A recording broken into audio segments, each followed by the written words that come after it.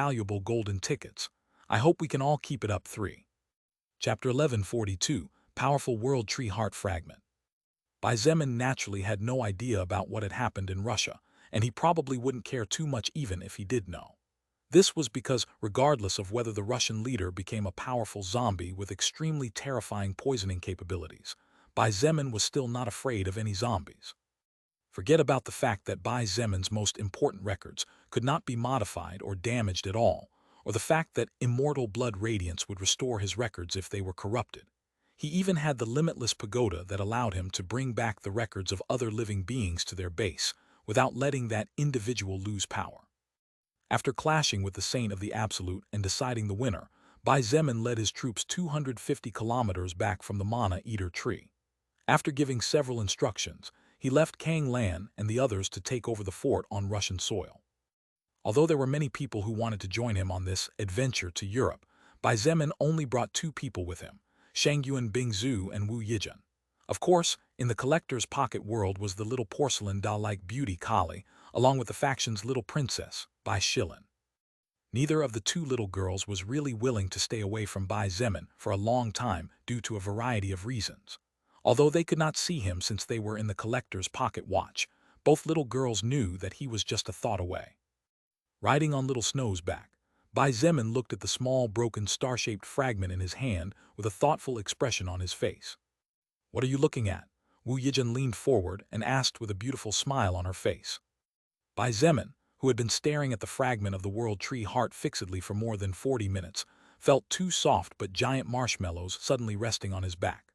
Surprised, he turned his head slightly to look over his shoulder, but was immediately stunned by the breathtaking smile of the beauty who had leaned forward. Seeing his awestruck appearance, Wu Yijin's eyebrows curved slightly along with her crescent-shaped eyes. Her mood had been very good lately. The faction was steadily growing, much of the reason, her contribution. Everyone's strength was steadily increasing, including her own. Her family was doing well and living comfortable lives, deservedly so.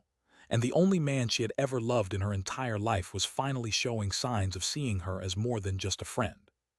From the point of view of Wu Yijin, who had worked so hard for the past year and a half after the change in the world, the current situation was almost the best. Shangyuan Bingzu, who was sitting on the front part of Little Snow's back with Bai Zemin behind her, looked over her shoulder. She could not help but roll her eyes when she saw Bai Zemin bewildered in front of her good sister's smile, but despite the jealousy she felt in her heart, she did not say anything but fought against the instinct of jealousy that was beginning to show signs of rising in her heart. Even Shangyuan Bingzu admitted that Wu Yijin's smile was simply too beautiful at this moment. After a few seconds, Bai Zemin blinked, finally waking up from his daydream. He cleared his throat and looked at the world tree heart fragment in his hand again. As to whether he did it to decide what to do next with this precious object, or whether he did it because he was afraid of getting caught in Wu Yijin's innocent smile again, only Bai Zemin himself knew for sure. ////. World Tree Heart, Fragment Demigod Grade Natural Treasure. The World Tree, also known as the Tree of Life, is the only entity in the multiverse capable of linking worlds and realms, even connecting heaven and underworld, as well as life and death. It is said that whoever possesses the World Tree Heart will not only have true immortality, but will also be able to move between the diverse worlds and realms, making use of the innumerable branches of the World Tree. When carried on the body, it automatically increases the health of the possessor by plus 5,000 points. Effect 1.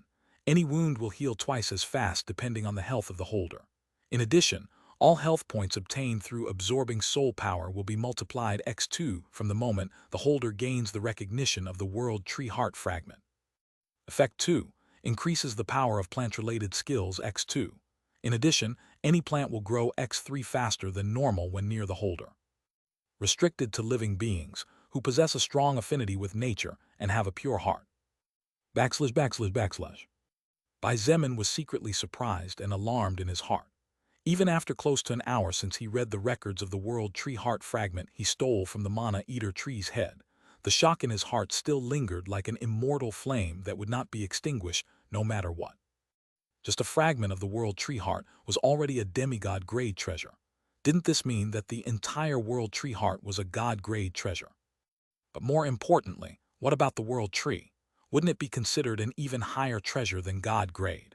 The ability to move between worlds, universes, and realms, as well as the ability to be immortal. More than that, legend said that if someone managed to gain control of the World Tree of Life, he or she would have the capacity to bring the souls of the dead out of the underworld and bring them back to life. Looking at those 5,000 health points, as well as the first effect, Bai Zemin couldn't help but smile bitterly as he shook his head helplessly. Really, this situation of mine reminds me of when I was in elementary school staring the desserts at Aunt Lou's bakery, but with no money to buy the cakes. No, his current situation was even more pitiable than his situation at Aunt Lou's bakery. Back then, there was nothing he could do since he had no money, but now Bai Zemin had the item in his hands, and he simply couldn't use it at all. Shangyuan Bingzu and Wu Yijin looked at each other in confusion as they saw the helpless expression on Bai Zemin's face. What did the broken object in his hand have to do with that Aunt Lou's bakery from his childhood? Could it be that the object with the faint olive-green glow was in reality a cake factory? The two girls were clueless. Lilith, you really don't want it? Bai Zemin asked for the third time. Swoosh. Lilith showed herself since there was no need to hide from the people present. Her two pairs of wings moved gracefully on her back, keeping her movement speed at Little Snow's pace. She gently stroked Little Snow's beautiful white fur before looking at Bai Zemin with a gentle smile. Silly boy, I've told you twice that it's not that I don't want it, but it's just that I can't do anything about it. Putting aside the fact whether I have a pure heart or not after all the bad things I did in my life,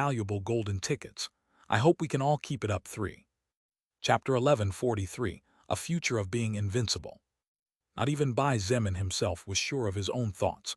That's how crazy the idea that he had just come up with was.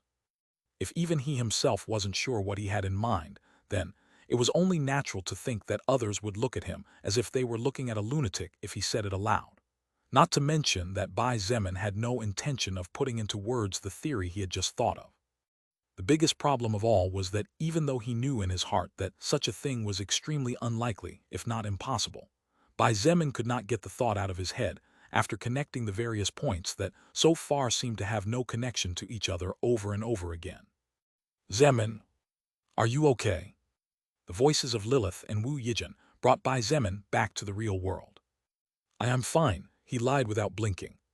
Surprisingly, while Wu Yijin nodded without much thought as she was too happy, and while Lilith looked at him doubtfully for a moment before finally nodding, Shang Yuan Bing Zhu, who was sitting in front of him, stared at him over her shoulder with narrowed eyes.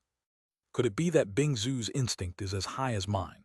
Or maybe she paid more attention to my expressions compared to Lilith, or she can tell when I'm lying or not. Bai Zemin sweated as he secretly thought. All right, since that's the case then Yijin, you can have this fragment of the world tree heart. Bai Zemin extended his right hand back to his left shoulder level as he looked at the radiant face of the beauty behind him. Try to establish a connection with this treasure first, and if you manage to make some sort of bond, then don't hesitate and form a contract immediately. Wu Yijin stared at the small, broken, star-shaped object with a hesitant expression on her beautiful baby face. It would be a lie to say that she didn't want the world tree heart fragment since, even without touching it, she could feel a strong natural attraction to it. However, she did not take it immediately, unlike what any other soul evolver would have done in her place. Seeing this, Bai Zemin could not help but feel a warm wave slowly flooding his chest, and when he looked at her, his eyes could not help but automatically soften. How could he not understand what she was thinking after all they had been through together? Although the time Bai Zemin and Wu Yijin had spent together might not be comparable to the time he shared with Shangyu and Bingzhu, it was still enough when one took into account that each of those moments was fraught with danger or hardship. Wu Yijin was a very proud and arrogant woman beneath her natural gentleness. However, what woman in her place would not be proud? Wu Yijin was beautiful, talented, intelligent, diligent, loyal, sweet, filial. However, only Bai Zemin, who was her chosen man, knew the truth. Shangyuan Bingzhu was the kind of woman who needed to be strong to feel worthy of her partner. She would definitely do her best to become even a little more powerful to be closer to that person. Lilith was a bit similar to Shangyuan Bingzhu, but she went more with the flow of things. Bai Zemin was not so sure since he was currently much weaker than her in general terms. On the other hand, Wu Yijin was very different. She was willing to sacrifice her personal strength and give up on heaven-sent opportunities in order to let the man she loved become stronger in her place. Therefore, she would rather let Bai Zemin have the fragment of the world tree heart. Silly girl, you are still hesitating. Bai Zemin turned his upper center of gravity without moving his lower body so that he could look at her better. He took her small hand with his free hand and gently placed the world tree heart fragment in her palm. None of us here have plant-like skills except you. Try at least, and if this treasure accepts you as its owner, then that is your destiny. Under Bai Zemin's insistence, and after giving her best friend a deep glance, Wu Yijin finally nodded resolutely. He was already so strong and Shangyu and Bingzhu could keep up with him on the battlefield. Even Feng Tianwu seemed to show signs of being a potential future rival. Compared to the two of them, Wu Yijin felt that she still had a long way to go. She had to work hard. Wu Yijin not only wanted to be his best political and strategic support, but also wanted to be his backup on the battlefield. Seeing Wu Yijin's focused appearance with her eyes closed, and the faint glow of the world tree heart fragment in her hands, Bai Zemin exchanged glances with Lilith and Shangyu and Bingzhu. Looks like Yijin overcame the first obstacle quite easily, Shangyu and Bingzhu commented, pretending to be calm. It's really surprising though, Bai Zemin sighed in amazement. There's nothing to be surprised about. Lilith didn't seem too surprised, unlike the two of them. Little sister Yijin not only has a baby face, but her heart is also very pure, like that of a newborn.